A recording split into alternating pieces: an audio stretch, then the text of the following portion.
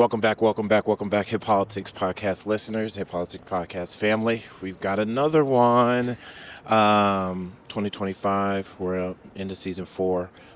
Always promising you guys to bring you interesting people, people in the depths of politics, not just elected leaders, not just entertainers and hip hop artists, but also the people doing the work and kind of the people that make this engine go. And people really doing the deep research and the understanding about where we are and what we're up against. And so with that in mind, we've got a really, really special guest today. Somebody I've had a chance to work with someone I've had a chance to work with a little bit, but more so admiring and observing the work her and her organization have been doing. I want to introduce right now the founder and CEO of Onyx Impact. If you're not familiar with Onyx Impact is a nonprofit organization founded to better serve and empower Black communities by fighting the harmful information ecosystems targeting them. What the hell does that mean? No, we often talk a lot about misinformation, disinformation. I think those are just words now in the normal lexicon. That basically is it deep fakes? Is it AI? Can I believe anything I'm reading or seeing online? The information's in the headlines, and I think it's gotten to a point that so many different people are cynical, and they also, even after we saw in the 2016 and even in the 2020 election, how we've had foreign actors and hacker groups who are targeting Black communities specifically, and marginalized communities with information that is intentionally untrue, to try to get them to sway their ideas and impact. Onyx Impact is focused on ensuring Black folks who are some of the highest targets of misinformation and disinformation are getting to be able to do the research of what impact that's having, how we're being targeted so we can fight back. And I'm honored to have somebody here who, like I said, here on the pod, everyone. For those viewers, we're going to definitely get a shot of the sneaker game because we're out here. We're out here in LA. This is NAACP Image Awards Impact Weekend. So we're about a little over a month into the Trump presidency, a few months away from a really emotional election.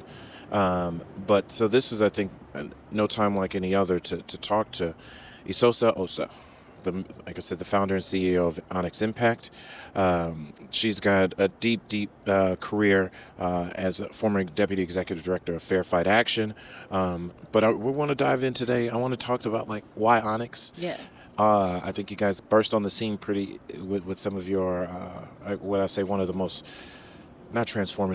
formative research papers or docs or studies that was done that I think a lot of politics, a lot of political theory, a lot of political operatives and strategy was built on some of your research in the work that you did. But I want to, if everybody could give a little snaps and thank you to welcome Esosa to the podcast. Thank you for that wonderful introduction, and just so stuff is falling around here. When you guys are here, why are we done? End of times. In more ways than one. We need to talk about that. I'm so excited to finally be on the Hip Politics. This is crazy. Well, before we dive into where we are in the work, what is Onyx Impact? Explain it in your own words. Yeah, so we're a nonprofit. We're a research organization, right? And we're founded to help create healthier online communities for Black folks. What does that mean and why? I think we've seen over these last few years kind of this hyperbolic spread of bad information, of disinformation. We'll talk about what that means. But what I saw as somebody that was in this counter disinformation world, that was in this voting rights world, was that folks were talking about how unbelievably dangerous this stuff was, right? Mm-hmm. And misinformation and disinformation. Yes, and how it was going to impact all types of people, right? But what I saw in the research world was the same thing we see in the political world, in the media world, in almost every aspect of society, right? A fundamental lack of curiosity about Black voters and Black communities, right? They were interested in how this was going to impact every community, but nobody was researching how massive amounts of disinformation could impact Black communities as well. And so we filled the gap. Onyx Impact wanted to fill the gap. When We did you wanted guys start? When did? October of 2023, but Wow. So you've done a lot of work in a really short amount of time. Because, like I said, the research paper and I don't mess around. Even at its base level, and I think sometimes we often use these terms interchangeably. Yeah. Define misinformation versus disinformation. Yeah, absolutely. And I think that's a good basis, right? Let's start with the different types of lies, right? If you wanna get technical, the information disorder spectrum, if you will, has three. That is a whole. Anyways, hoodie. all right, I don't know what's going on. But the information disorder spectrum got three parts: misinformation, disinformation, and malinformation. MAL information. So. Okay. Misinfo, disinfo, and malinfo. Right. So what's misinformation is any incorrect information, right? So I say incorrect polling hours, misinformation. Disinformation requires intent. It's lies with the intent to lie. So if someone is actively pushing incorrect polling hours to Black communities, they're spreading disinformation. Now, malinformation is when there's a kernel of truth or actual true information that's being spread to with malicious intent to harm communities. This can be anything from hacked materials to doxing, putting people's personal information online, to what we see a lot of right now, which is taking kernels of truth or taking current and historic harms and using them as a basis to push Black folks away from civic engagement, right? These are types of manipulation of communities. So what we do see, sometimes people will call things misinformation that they know there's intent behind it, but you don't have to call anybody out if you call it misinformation, right? You don't have to get into whether or not there was intent behind it, whether or not they did it on purpose. So those are the three types of lies. So where does this come from? Right now? Like right now, when we say disinformation, so that's just incorrect info. So that, but it comes from a place. Like it starts somewhere, and I think that's one thing when people when you talk to people about like that's actually debunked, that's not true. You try to tell somebody it's not true, or something that they've seen is untrue. That misinformation / disinformation that they've bought into had an origin and a source. Are you doing the research of where this stuff is coming from? You give me at this yes, you give me any conspiracy, I can probably tell you exactly where you're at on the internet. But I think that's beside the. I think there's a broader picture and understanding here in terms of why disinformation is effective, right? Why do we say that this thing can take down countries, democracies, communities, what have you? And a big portion of it is because a lot of our brains work the exact same way, regardless of our background, education, what have you. And that is that the more times we hear something, the more likely we are to believe it's true, and the more likely we are to believe other people believe it's true.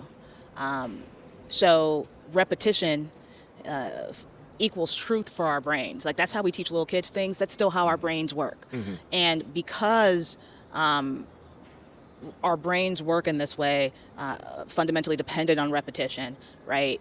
Disinformation is it becomes an amplification problem. So we're in a social media world that can put the exact same incorrect information in front of somebody over and over and over and over and over again, right? And if the president of the United States came out every single day and said the sky is green, and every single newspaper had to cover it, media had to cover it, you saw it all over your social media feeds every single day, we would all eventually walk outside and be like,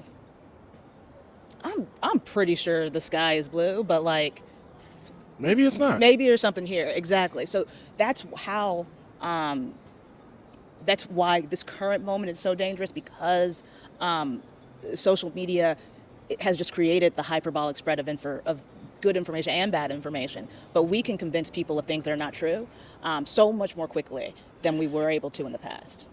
Why does it feel like I come from the place, obviously, of doing advertising, digital engagement. Exactly. Yeah. It's kind of taking some of the research and information you find and others find to try to apply it to create messaging or to amplify messaging that clients and campaigns are, and find places to create that repetition of positive or factual information. But why does it feel like the facts move so much slower than like the misinfo and disinfo? So that's a great point. There's obviously, we are up against algorithms that don't care about truth, right? That care about engagement. If you think about social media, it is about reach and audience. It is about engagement, right?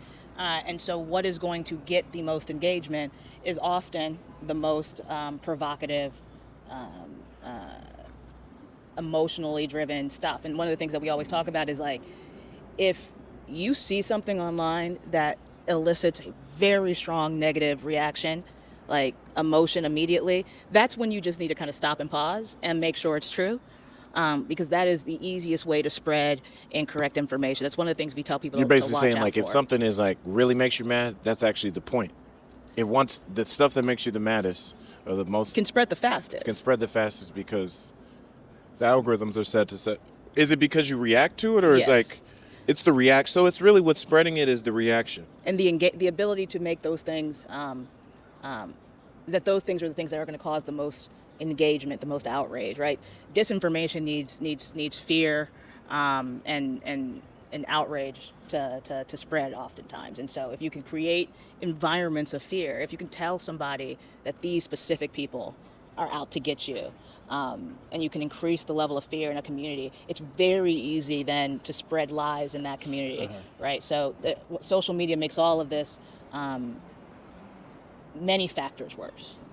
So one thing I was telling candidates in like little tidbits of like if you see information that you know is not true, like let's take for example during last year's campaign, like the Kamala Harris has locked up thousands of black men, and I feel like that version of a story and headline had become so pervasive. Like it was like top two or three go to talking points of anybody who had like Kamala fears, black folks especially, Kamala fears.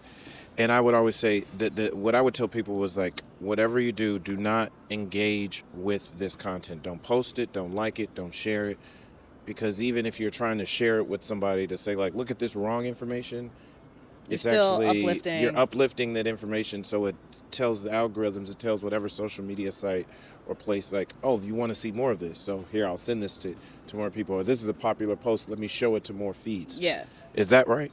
Was So that yeah, I think that in some ways that's right, but I think I think the media landscape, your landscape, is changing so quickly that we can't continue to rely on old, best practices like, don't share, don't talk about. Sometimes we might just need people with massively large platforms, right, to put out the correct information over and over and over again. That might actually have a better effect. But we actually, um, now we saw that narrative about Kamala and crime and locking black men up. That's actually one of the narratives that we thought got taken down pretty quickly in terms of the level of, um,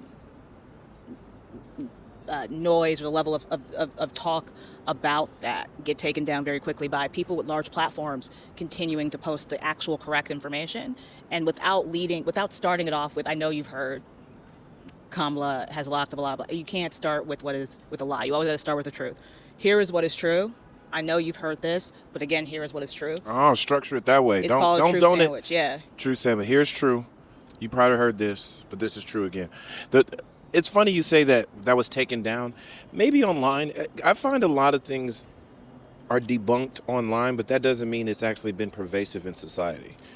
Like people, Yes. I still got family members. My uncle just told me this at a memorial service, and like I'm still hearing people talk about that even after the election, even though Absolutely. you can point to there was fact sheets, there was infographics, there was headlines. This is not true. This is what it actually was. Uh, but it feels like once it's a thing I want to believe, It's very hard to make people to unbelieve it. unbelieve. It's called, we call that, a pink elephant problem. And you tell What you folks, mean? if I tell you not to think of a pink elephant, You're thinking of a pink elephant. right? It's really hard to make people forget the first thing they hear about something. This is the problem with things like DEI and CRT, right? Like the first time people were introduced to those terms, they were introduced to it as like this thing that's supposedly taking down our democracy, right? Taking down our country. And so when, progressives came in and were like, actually, this is the correct definition, people are like, but why did, but if I'm hearing all of this, but if they're saying it's taking down the country, well, maybe the truth is somewhere in the In the middle, middle. right? And you're now forced to deal with it. So in Kamala, in this, did she lock up all these black men space? The best we can do, if that's the first thing somebody's heard, is in many ways get folks to think that maybe something else is the case. Maybe it's somewhere in between. It's not always a helpful place to be. But when I say I saw that conversation Ramp down. ramp down, the conversation we saw ramp up and continue to remain elevated throughout the cycle was, the narrative that Kamala Harris wasn't black. That was, and it was a deeper, obviously, it was a deeper conversation in a lot of black communities around reparations, around who is a true black American, a foundational black American, an American descendant of slaves. And like, as a first generation person myself, I think if you ask most of us, we'd be like, reparations should go to American descendants of slaves. It's not. This isn't. Is that even a? Hold up. So this is a massive. This is a massive online conversation. But because of that conversation, right? All of the Kamala Black conversation. You're kind of rolled through that, and so if people are seeing that same thing over, and even if you were like, of course Kamala's black. Why are we talking about that? If you see that same headline over and over and over and over and over again, you're going to start to think, well, maybe she just doesn't, I don't know, maybe she doesn't speak up for black people, maybe she doesn't like black people, what have you. And so we started to see, Kamala doesn't have black people's best interests at heart, and Kamala isn't black narratives just like. That sprouted out of that. Yes, just, and remained, when I say unbelievably high in a lot of these spaces. It was really unfortunate to watch, because it was, again, one of those things that is a problem of amplification. It's a problem of repetition, and it was in a lot of these black online spaces, where there wasn't digital dollars, there was no engagement, no serious level of engagement to push, more to try to get more good information on these specific topics in there. Like, we just didn't. There was no progressive presence in these spaces. So like, what about? So you do research. Onyx Impact researches this information. How are you doing that? Is it through polling? Is it through like just a bunch of data bites of like who liked what and running that through your own algorithm? Like, how does one come up with these like definitive projects and so forth? Because like what you put out, the Black Online Disinformation Landscape in 2024, which I think was one of like those pivotal reports that you made available publicly, but a lot of people looked at that and were able to understand like where certain things are coming from, what we were being targeted, what topics were targeting black people. Like, how did you come to pull something like that off, and like so that people can trust that this is accurate information? Yeah, absolutely. And I really appreciate you. You're gonna let me nerd out here a little bit? Yes, please do. Oh my gosh. People let people understand. So how we used a mixed model of both quantitative and qualitative research to put together that report. I think when you are doing online landscapes in general, right? What you do is you start off with, we have our own research team, our own black research team, and we're like, okay, what are the harmful narratives that you've heard? You start off real simple, right? Can you find examples of that online? And you're like, Okay. Um, can you find examples of things other people believe are harmful online? And you're like, okay. And then you're like, all right, who's putting that information out? You find those actors. All right, who are they following? Who's following them? Who are they following? Who's following them? Who are they following? Who's following them? And you get to a situation where you have kind of thousands of accounts of people of narratives that you're mapping, right? And then you're able to use certain digital tools to figure out where the nodes are in there. Where are we seeing most of the engagement in these universes come from a harmful person? Because if you get a large enough net, if you will, you can narrow it down using a couple of different types of digital tools, and then you cross-reference those with. This was so much fun. This was The core. yeah, it's pretty cool to do, but you can run those through programs to isolate the the actors having the most influence in these spaces. So you're able to go through, identify. Did you come up with like, hey, we want to track these narratives and that, or did you look at like what are the biggest spikes, and then you were able to, by understanding followings and social, who are the biggest, I guess, perpetrators of these various narratives? So yeah, we didn't just start with what we thought, right? We also did polling to figure out what Black folks generally across the country felt were the most felt were disinformation, quote unquote disinformation narratives that they were hearing, incorrect narratives that they were hearing in their spaces, and because we didn't want it to just be biased with our own thinking, our own thoughts. So once you get those. And we knew that that's just like a starting place, right? We knew that in the process of doing this, you find other narratives, right? By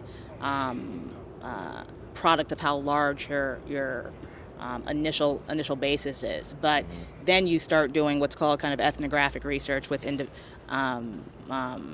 individual people, individual researchers, right? Trying to follow threads of information, trying to figure out how different things are going viral. What does it mean to go viral? What does it mean to have large engagement? How do we put specific numbers behind each of these metrics that we're using to decide whether or not a narrative is harmful, a narrative is viral, a narrative is at risk of being. And so... No, I'm listening. Oh, sorry. So we do this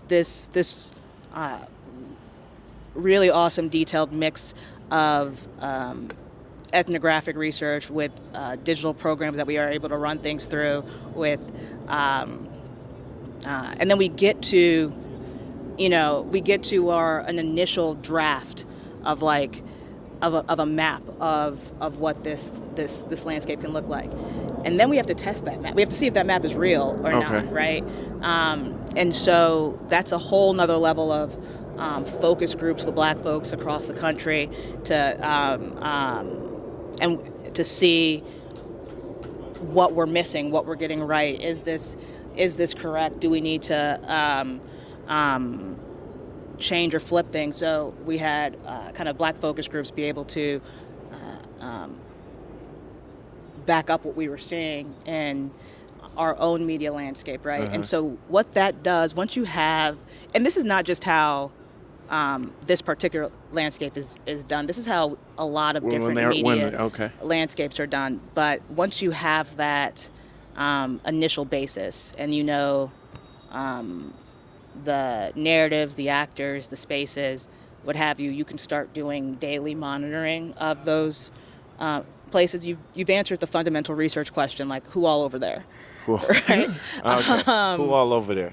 So that's essentially what you're at. Okay. That's the first research step, and then you we want to go further than that, right? We want to find out, okay, what do we do now? How do you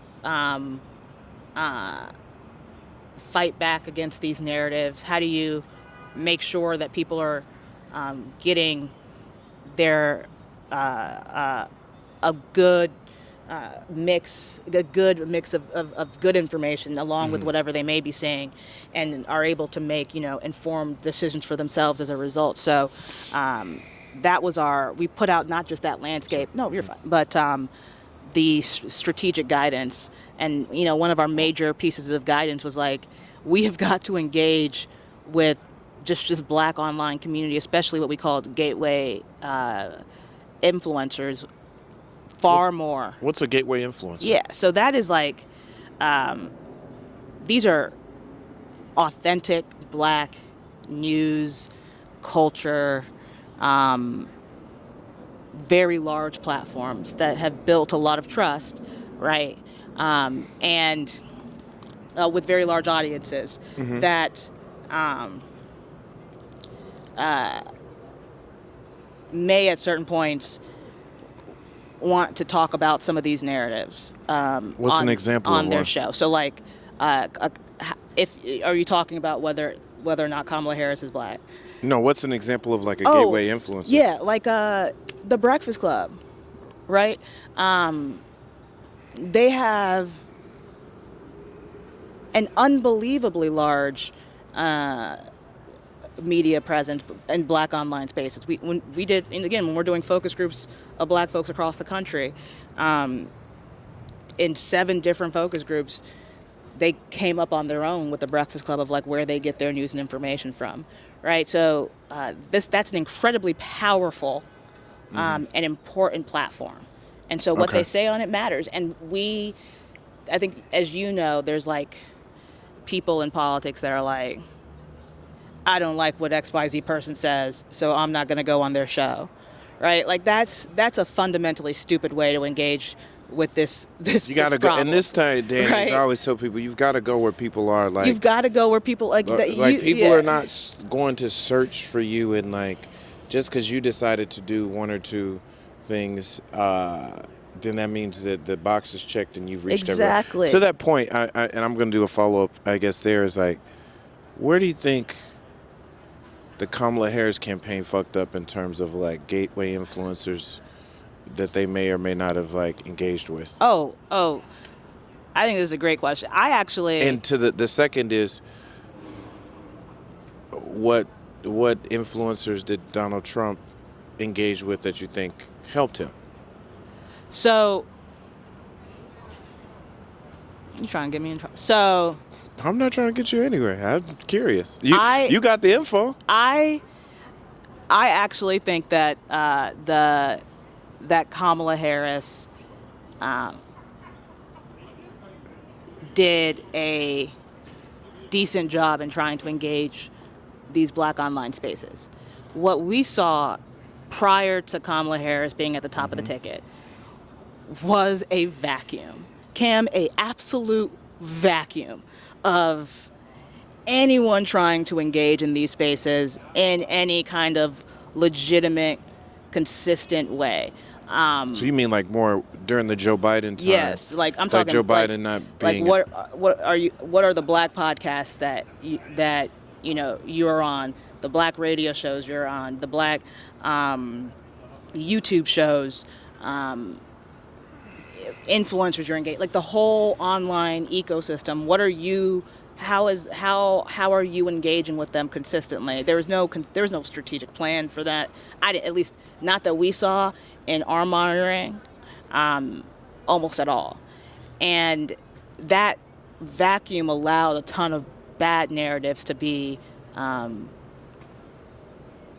what we believe were misleading narratives to proliferate in those spaces. But when Kamala Harris came on, or became at the top of the ticket, we saw her do interviews with the Shade Room, with the Breakfast Club, with the Ricky Smiley Show, and with the All the Smoke podcast.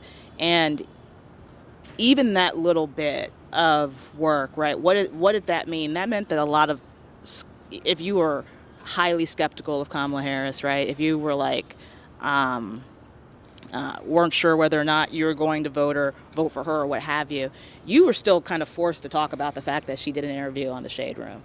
and like forced to talk about what she talked about, right? And so what we were finally, that's when we saw any type of positive narrative kind of get through to a lot of these black, when she was doing engaging in black online media, right? Which was not something that she was able to do every day. And then when she wasn't doing it, we saw that vacuum again. And we spent $1 billion in this cycle to quote unquote reach vote. Like, where, how is it the case that we were fundamentally uninterested in black online communities for the vast majority of the cycle? And what, and from an Onyx Impact perspective of what we were seeing actually be talked about on these shows, be talked about on these podcasts, right? And then I do think that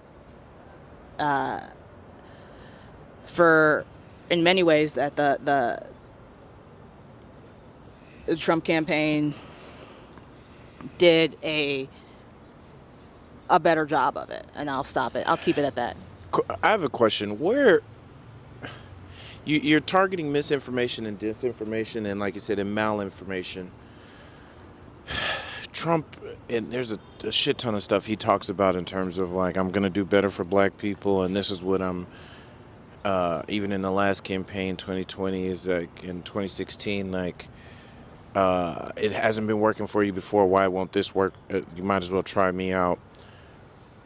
In your research, were you able to find like what misinfo or disinfo or malinfo that Trump is We could spreading just to call it black a lie. people, or what lies are that you were able to understand like took hold from Trump that actually worked? Like, what was the top lie about Trump that was promulgated online that kind of infected how black folks as a whole, or how black communities maybe saw him, or pushed that a little higher percentage over to him? So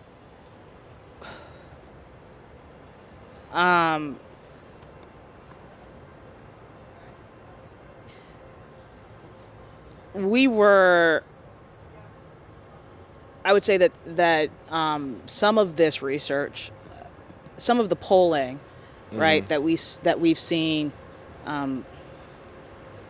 post-election from other groups, some of the more in-depth kind of polling, really, I think, sheds light on a lot of this, and it was something that we were also seeing in these black online space. Like, the conversation around Trump was, the game there was essentially get people to believe he's not that bad. It's not like highlight Trump accomplishment.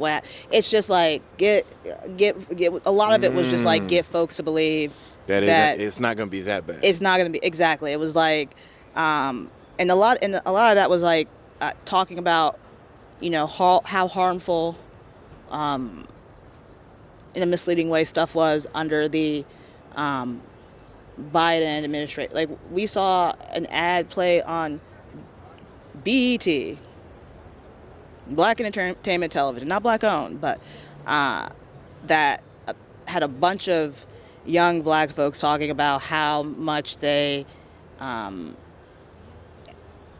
didn't like Kamala, how much they their lives had been worse off, what have you. And that ad was ran by a group called fortheblackpeople.com. Fortheblackpeople.com ran that ad, and For the Black People is 3 white conservatives. That's who. How do we see? That's the fucked up part. Is like, how do we know? I think when we hear this, or by the time it's a big game, it's like a big game of telephone. You heard this, you read this, it got into my Instagram feed, and then somebody screenshot it, shared it on Facebook, or shared it in my text thread, or talked about it at the barbershop, hair salon, at church. You know what I mean? Just to my homie, and it's just in our psyche. but then we don't realize some of this stuff, like you said, is coming from three white conservatives. Like, how do we get to the root of that? I know there's certain laws out there that you have to disclose who donors are, and then the super PACs and dark money where you don't have to disclose. It's a whole thing that I would say 99% of people, it's like, yo, I don't even have time to figure all of that out. Yeah. Or that's not the story that's put in front of me. But I think it would matter to people if, like, yo, you think you believe this, but it's really three old white conservatives who want you to believe this, that are pushing this message out there. Like, how do we get that info out? So I think, again, this is the current, we're in a moment where, the cost of spreading disinformation is approaching zero. There's no cost, right? And at the same time, the cost of accessing truth is getting more and more and more expensive. Truth is expensive. Like it is, you've got subscriptions for newspapers, right? You've got the time it takes to research whether or not something is true or not. It's getting harder and harder to discern. And what we have an obligation to do is, at a fundamental level, understand the need for reach and audience, and understand that if your message is not reaching large swaths of people in online spaces in particular, then you're talking to yourself. You're fundamentally talking to, which is what I believe a lot of the entire progressive community is talking to itself. It is not getting at all into these other media spaces, online media, where people are actually engaging with information, right? It's not even like news or what. Like, how are you engaging with information?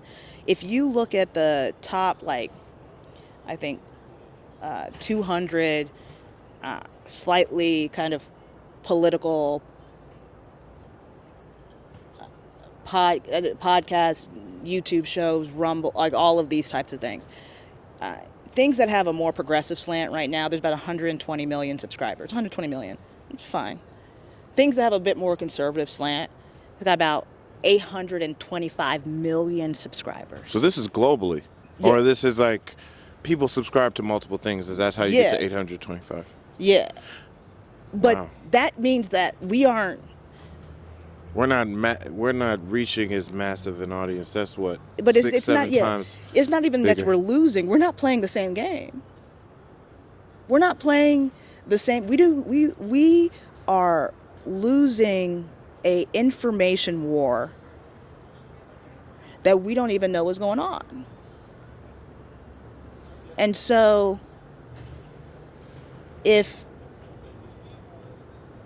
and now we're at a point where there's so much more information, I would say, whether or not, and some of it is false, some of it's misleading, some of it's what have you, from one side, that is like what algorithms now believe is probably closer to truth, right? Because there's so much more of it. There's so much more of it. And then it just becomes a self-fulfilling cycle, because there's so much more, and the algorithms push it more, we see it more, so we start to believe it's the repetition, we start believing it's the truth. And that's diabolical. If you're a progressive organization, or honestly any organization, right, and you've got a social media following, you probably think that posting a lot on social media is engaging with an online community. At a base level, a lot of people do. That's not it. You are limiting yourself to however many followers you have, and potentially whether or not they are sharing your content. However, the strategy for reach and audience is far more significant than that. you're not going to be able to reach anywhere near the number of people, even if you're buying at, like, if you were to go on to do a couple of, YouTube shows, if you were to invest in more Black media, if you were to go onto their shows, have some type of consistent relationship, right? Your consistent reach and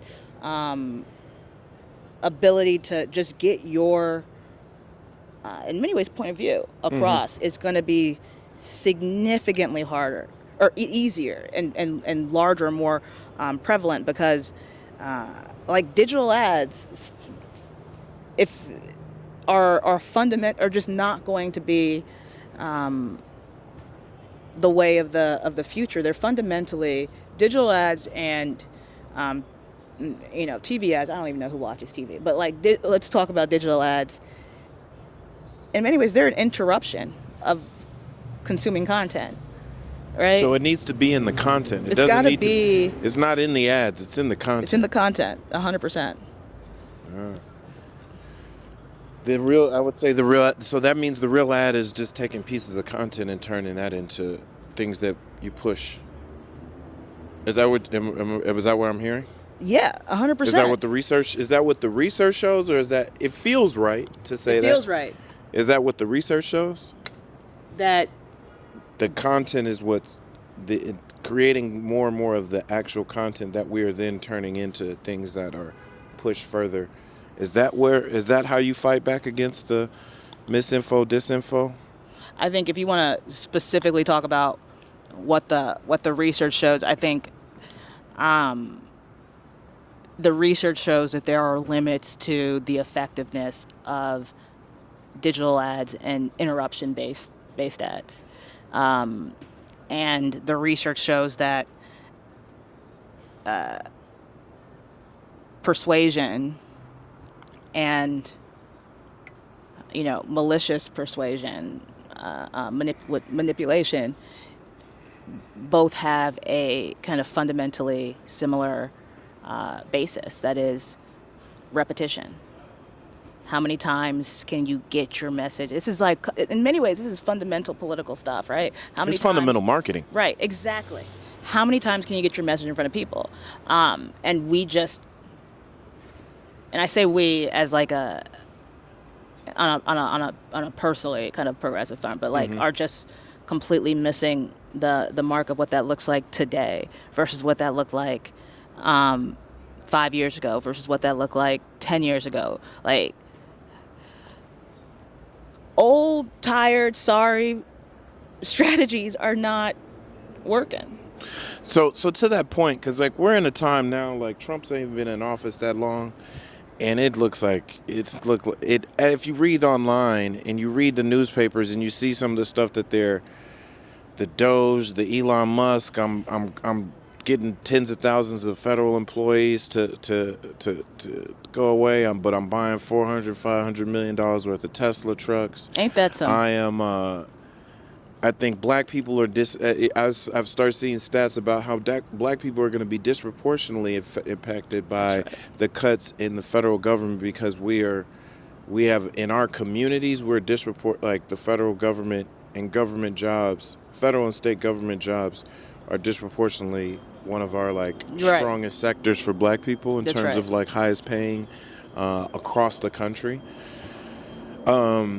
So with that said, like I feel like Trump is telling, like I saw like the White House put something out on social media the other day of like, we fought back and DEI is dead, and had all these different people from different agencies, white folks, some black people, DEI is dead.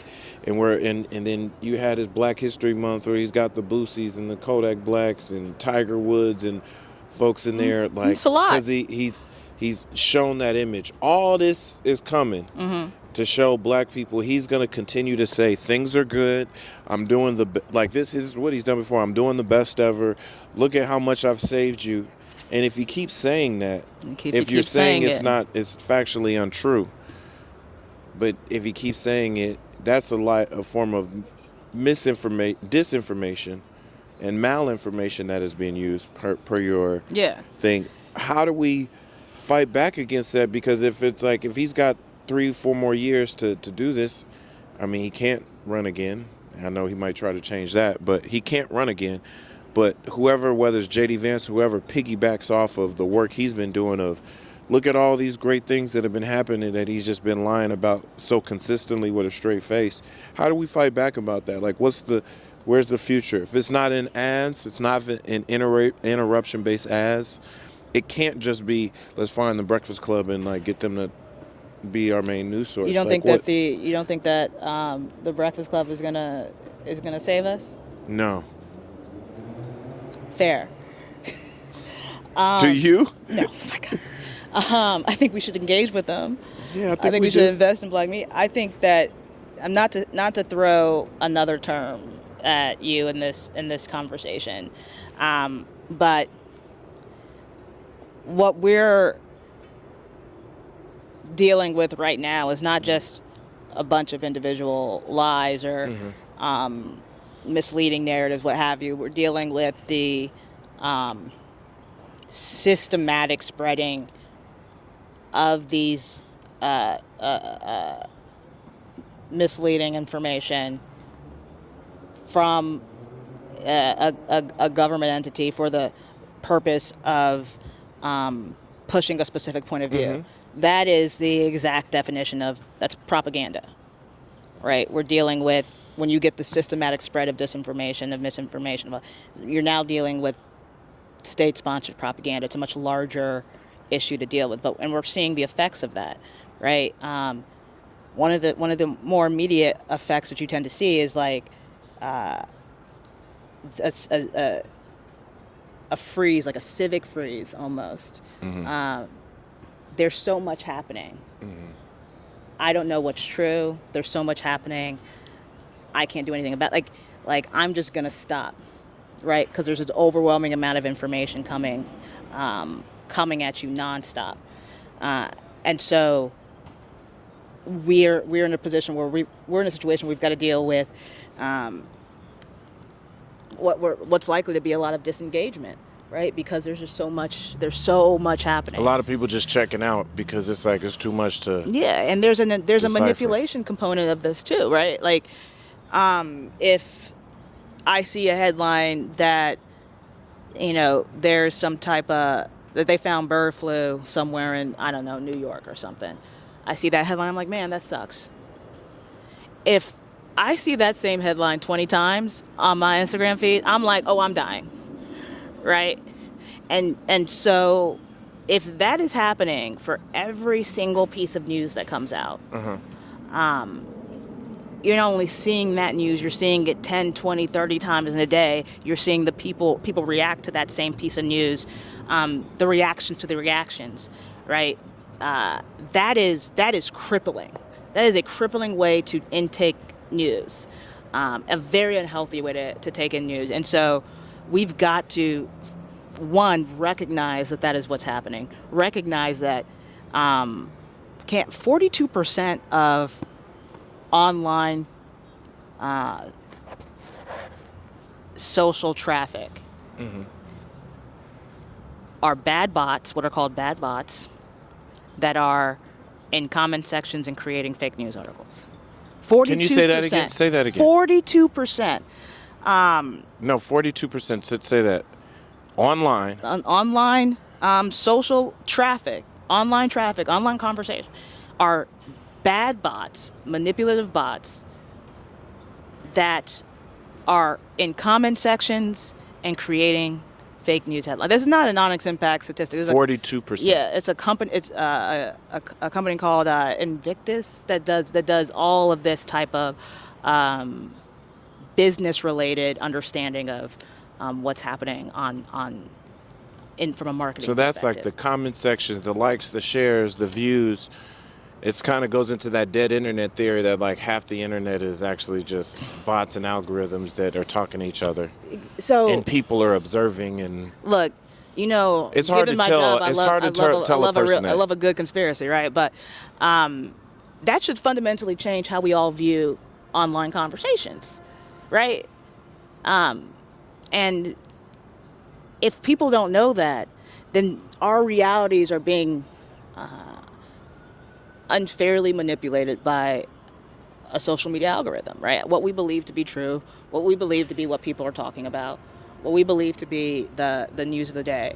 In addition to that, we're being constantly bombarded with news and headlines in a way that's very unhealthy. We can actually take in a lot of bad information, right? If you are reading a web page, a news web page, if you're reading a newspaper, all 10 of those headlines can be bad. And you can get through it and be like, okay, a lot of bad stuff is happening. If you just do that first in your day, it is going to be far easier for you to scroll through social media because you already kind of know what the bad headlines are because you've read them in a healthy way first, right? As opposed to like getting blindsided by whatever the new one is 20 times, 30 times over. So we've got to kind of change how we do our own media diet. We've got to explain to people what the conversation and emotional manipulation that's happening on these in these spaces are. We've got to understand, especially Black communities, what a lot of these tech companies, the impact they're having on our kids. All of this manipulation, all of these policies you hear about rolling back content moderation. What does that mean? That's allowing more hate speech. Who sees more hate speech online than any other group? Well, Black Minorities? kids. Yeah. Okay. Or Black people specifically? Black. Well, yes. I think there's some ADA. I was gonna, probably point to some government websites that are no longer there. Yeah, I get what you mean. So- the American Disabilities Act, like they trying to take, that's part of DEI. They taking down. Well, I got a question then in hip hop. I feel like hip hop is, as a community, as a culture, as artists, and with impactful voices across the hip hop spectrum. You've got old school artists who've been around 30, 40 years. You got brand new artists who are the hottest new things and everything in between. And I think every year since Obama, it has been more and more progressively, you've seen more engagement. Or at least comment, even if they want to stay out of certain stuff.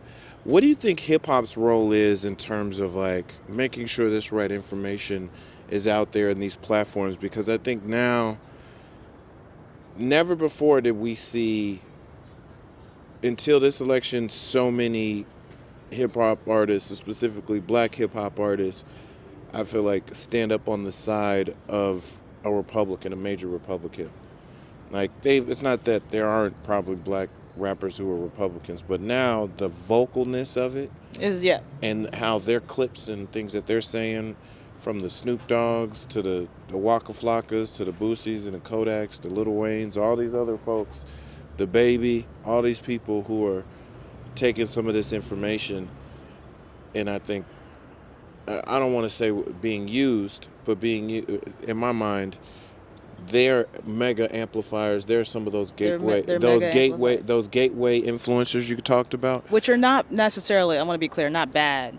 They're just their platform is just yeah, useful. but these people are huge platforms. Yeah. What do you think hip hop's role or responsibility is in helping fix this misinformation and disinformation problem? Yeah, so in many ways, disinformation is not a new problem for Black communities, right? We have been misrepresented via racism.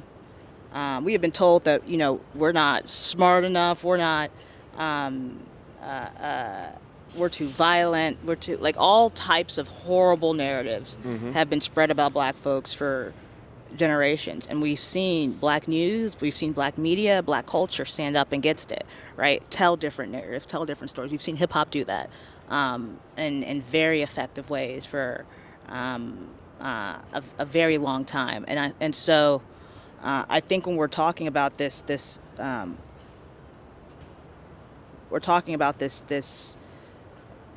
war for our own reality in many ways. Things like huge parts of our culture, like hip hop, are going to have to be engaged, and some of and are engaged, right? And in a lot of different ways to help uplift what is the truth. And so I do think that people with large platforms should just have an understanding of how much powerful that platform is now in this kind of in this social media moment, and use that power um, to help further our communities. But I really do think that when we're talking about black culture and we're talking about hip hop, what have you, we have led so much of broader culture for so long. And I don't think that's stopped. And I don't think that that's going to stop moving forward. I think uh, it can have an incredibly powerful effect on this conversation, effect on this moment, effect on how a lot of black folks are going to be viewing what's happening over these next 4 years. These folks with massive platforms can have a huge influence in ensuring that good, accurate, reliable information is getting to our communities, is getting to our spaces. So, because like, look, black folks made Twitter worth $44 billion, right? We made Instagram, Facebook be massive giants. Like, we are the reason that so many of these billionaires exist, right? And so we can use our power to push back against all of this type of stuff that's happening, to push back against this social media manipulation, to push back against this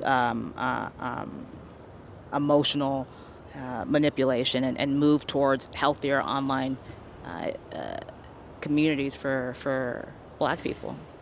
Do you think this has been a dynamic conversation. I guess what you maybe started it there, but what hope do we have for the future, specifically around the work that you're doing, targeting, and I'm not targeting, but like focused on black communities and the information that we receive? Like, what hope do we have to like fight back against that?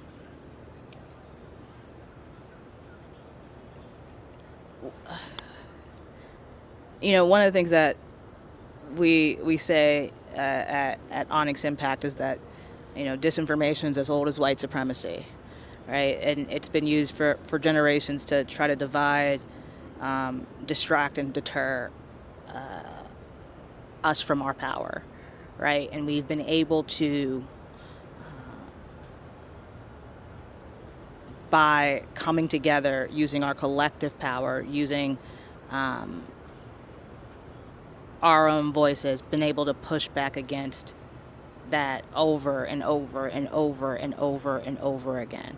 I have absolutely no doubt that we'll be able to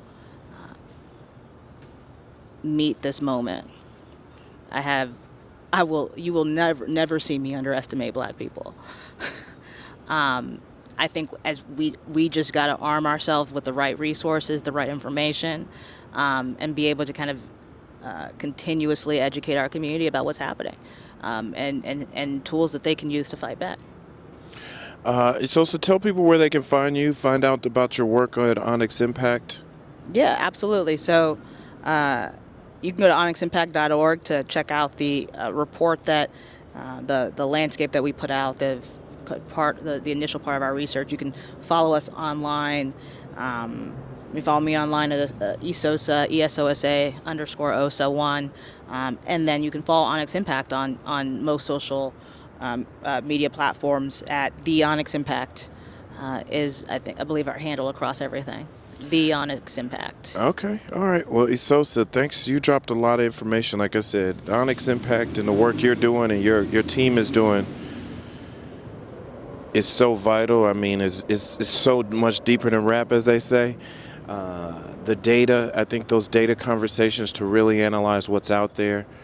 And I know it's like, how do we turn the information and the facts into things that people can believe? Right. And I think you play a integral part in that ecosystem, in creating that tree, that solution solution tree there. But I want to thank you. Thanks for joining. I'm glad we got to finally do this and sit Yes. down. And I might probably definitely need to have you back as stuff progresses. Might probably definitely. Might probably definitely, especially if you're dropping a new report. I'd love to. Yeah, I'd love absolutely. to kind of maybe even dive into one of those because I think some of that information, like when I look at the landscape report, when I look at a few of these seminal research reports around focus group, around messaging, I think it goes internally to like the political class and the pundits, and maybe it might catch a story or two on TV or on That's it. social, but it's something that political strategists dive into. But I think the broader people would better understand like some of these, and we've got to break it down to them. You got to make it simple, make it digestible, maybe, like I said, turn it into content. But the findings that you're getting around how we've been targeted as Black communities, where this information is coming from, 42% of this online info is just bad bots. And like I said, I even got this malinfo. I maybe heard it once or twice, but really understanding those definitions, I think continuing to educate our folks and engage them and give them some cool shit, like cool ways to understand this and things that, and like real solutions on what they can do is integral. But so with that, we've had another edition of the Hip Politics Podcast, and we're out. Peace. Hip politics, baby.